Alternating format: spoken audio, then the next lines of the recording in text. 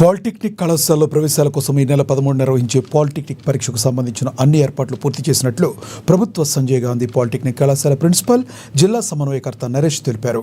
మొత్తం జిల్లాలో 4 పరీక్షా కేంద్రాలను ఏర్పాటు చేసినట్లుగా వెల్లడించారు. మొత్తంగా 1312 మంది విద్యార్థులు పరీక్షకు హాజరు కానున్నారని పేర్కొన్నారు.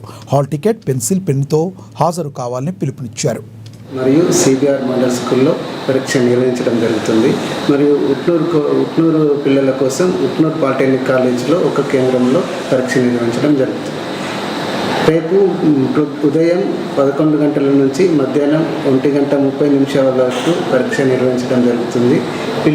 1 నిమిషం నిబంధన ఉండడం కారణంగా పిల్లలను 10 గంటలకే పరీక్షా కేంద్రానికి అనుమతించబడతారు. కాబట్టి పిల్లలందరూ సమయానికి అనుకూలంగా రాగలరని కోరుతున్నాను.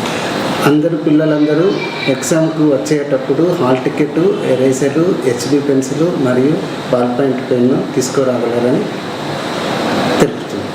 Thank you. అందరికీ నమస్కారం. రేపు